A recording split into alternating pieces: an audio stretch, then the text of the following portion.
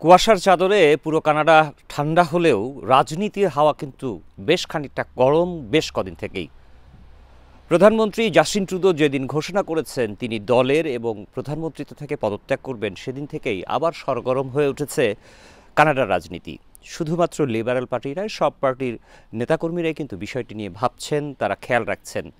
এই বিষয়গুলো নিয়ে আগেও যেমন আপনাদেরকে বিভিন্ন সংবাদ আমরা দিয়েছি, আজকে এই জাস্টিন ট্রুডোর পদত্যাগ নিয়ে কি চলছে সেগুলো নিয়ে আমরা কথা বলবো একজন রাজনৈতিক বিশ্লেষক, গণমাধ্যম বিশ্লেষক সৈকত রুশদীর সঙ্গে। আপনাকে স্বাগত জানাচ্ছি।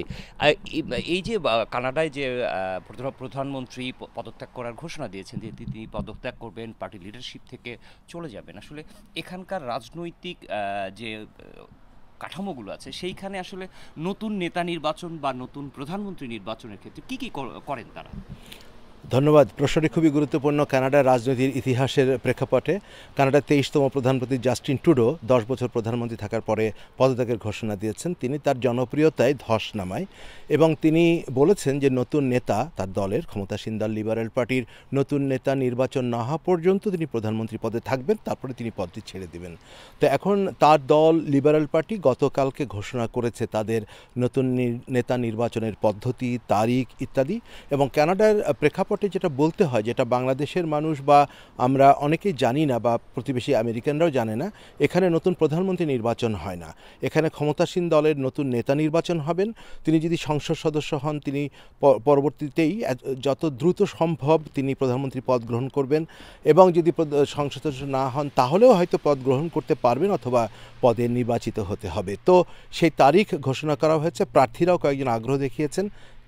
ইতিমধ্যে জমে উঠেছে লিবারেল পার্টি অফ কানাডার নতুন নেতা নির্বাচন পদ্ধতি। তার মানে বিষয়টি এরকম দাঁড়াচ্ছে যে প্রধানমন্ত্রী যদিও আসলে ঘোষণা করেছেন তিনি দলীয় পদ এবং প্রধানমন্ত্রী থেকে সরে আসবেন, কিন্তু এটি নিয়ে আসলে তার দলের মধ্যে কোনো সংকট নেই। কিন্তু পাশাপাশি আমরা যারা সাধারণ মানুষ এই জায়গায় বসবাস করছি, এই প্রধানমন্ত্রিত্ব পরিবর্তন হবার কারণে আমাদের সাধারণ মানুষে এটার কোনো প্রভাব পড়বে কি নতুন করে কিছু?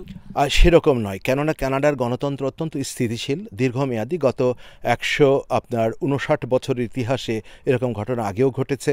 এবং আমরা দেখেছিলাম একবার কনজারভেটিভ পার্টি যখন প্রধান পদত্যাগ করেছিলেন, নতুন একজন নেতা নির্বাচিত হয়েছিলেন কিম ক্যাম্বেল।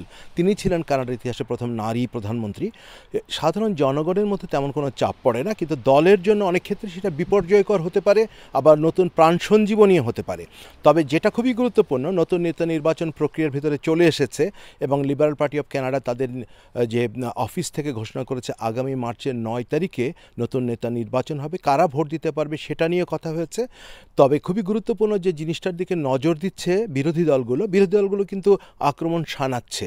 কী কী ক্ষেত্রে শানাচ্ছে খুব বিশদভাবে বলা যায়, তবু বলবো একটা জিনিস, যে বিদেশিদের প্রভাব, সেটা বলেন চীনের প্রভাব বা ভারতের প্রভাব, যেটাই হোক, বিদেশিদের প্রভাব বা যুক্তরাষ্ট্রের প্রভাব যাতে না বেশি হয় সেই দিকে নজর দেওয়ার জন্য বারবার তারা বলছে। এবং নেতা নির্বাচন হয়ে নতুন প্রধানমন্ত্রী আসার পরে তাকে কি বলবে আমি সেটা আগাম অনুমান করতে পারছি। আমরা সেটাই যদি ছোট্ট করে একটু শুনতে চাই আপনার। সেটা বলে কি, আমরা এর আগে আমাদের যে অন্টারিও প্রদেশে দাঁড়িয়ে আমরা কথা বলছি, এখানে আপনার ক্যাথলিন ওয়েন যখন প্রধানমন্ত্রী মুখ্যমন্ত্রী নির্বাচিত হন লিবারেল পার্টি অন্টারিওর প্রধান হিসেবে, তখন বিরোধী দল বলতো যে সে তো নির্বাচিত প্রধানমন্ত্রী না, সে কিন্তু নির্বাচিত সংসদ সদস্য বা প্রাদেশিক সংসদ সদস্য ছিল, সে থেকেই প্রধানমন্ত্রী হওয়া ঠিক আছে। এখানে তো আর আমেরিকার মতো রাষ্ট্রপতি পদে, প্রধানমন্ত্রী পদে বা প্রিমিয়ার পদে নির্বাচন হয় না। কিন্তু বিরোধী দল বলে থাকে এখন যে নতুন লিবারেল পার্টির নেতা হবেন, হয়ে আবার প্রধানমন্ত্রী হবেন 9 মার্চের পরে, 3 থেকে 7 দিনের মধ্যে হয়ে যাবেন, তাকে বিরোধী দল অর্থাৎ কনজারভেটিভ পার্টি অফ কানাডা এবং আমি জানি এনডিপিও বলতে থাকবে সে তো নির্বাচিত প্রধানমন্ত্রী না, যদিও সে নির্বাচিত সংসদ সদস্য হলেও বলবে। কিন্তু সেটাই হচ্ছে তাদের আক্রমণের একটা গুরুত্বপূর্ণ পয়েন্ট। এছাড়াও কনজারভেটিভ পার্টি অফ কানাডার যে লিডার পিয়েরে পলিভিয়া বলেছে যে জাস্টিন ট্রুডোর পরে যে আসবে সে আর একটা জাস্টিন ট্রুডো, এরকম বলেই থাকে বিরোধী দল বলবে। তবে নতুন নেতা যিনি নির্বাচিত হবেন তারপর অনেক কিছু নির্ভর করছে এবং আমরা জানি কারা প্রতিদ্বন্দ্বিতা করতে যাচ্ছেন।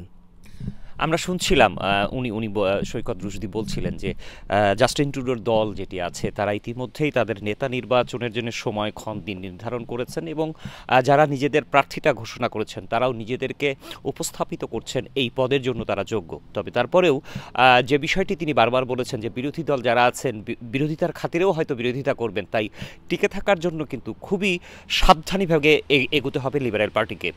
আরও খবরাখবর নিয়ে আবারও হাজির হব। Masud Parvez, climate channel, Canada.